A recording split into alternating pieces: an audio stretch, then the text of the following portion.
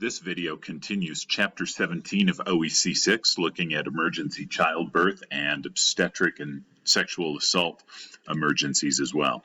The objectives that we'll describe here are really tied to the anatomy and physiology, so we'll review the normal reproductive cycle of a woman and talk about changes in vital signs that will occur during pregnancy.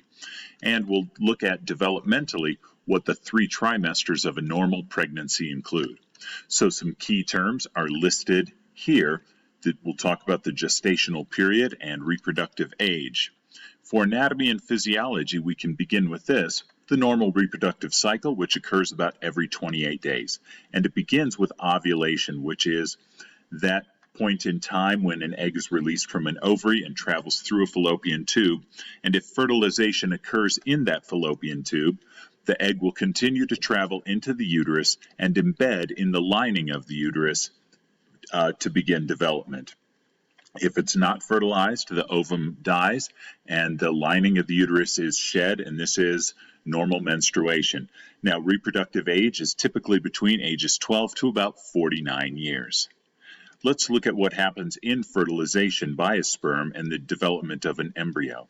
So an embryo is what we would describe during the first 9 weeks of pregnancy, keeping in mind that the average gestational period is about 40 weeks. We mark the beginning of this at the first day of the woman's last menstrual period, and we divide those 40 weeks into 3 trimesters of about 12 weeks each.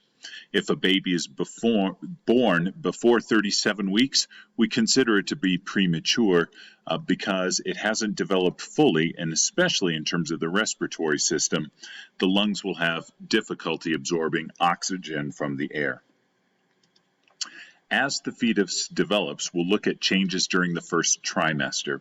So the woman will undergo some changes. One key thing is going to be morning sickness, but the fetus develops as well inside the amniotic sac that's filled with amniotic fluid. Nourishment is provided to the developing embryo by the way of the placenta, which is attached to the wall of the uterus and connected by the umbilical cord.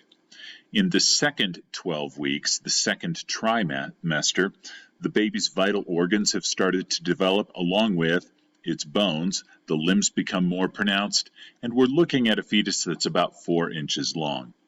The mother will continue to develop as well. The uterus begins to expand out of the pelvis, approaching the top of the umbilicus.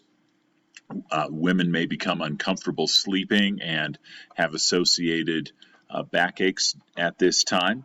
The fetus itself continues with nervous system development, and the woman will now feel the baby's movement at times.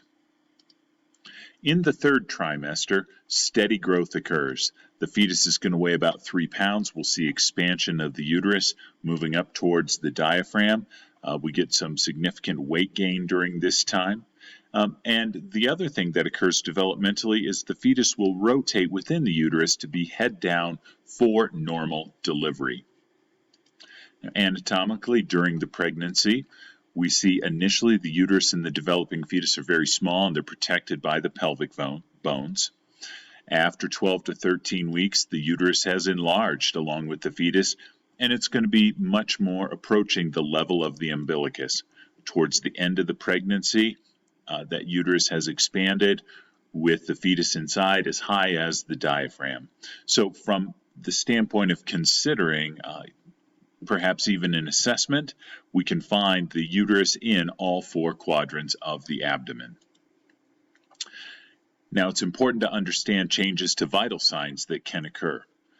The heart rate will increase by about 15 to 20 beats per minute by the third trimester, as we really consider the mother supporting the developing fetus. The respiratory system will change as well, and so we might see an increase in respiratory rate and a greater use by the mother of accessory muscles, simply because the diaphragm has less room to contract, and as we would see with normal respiration.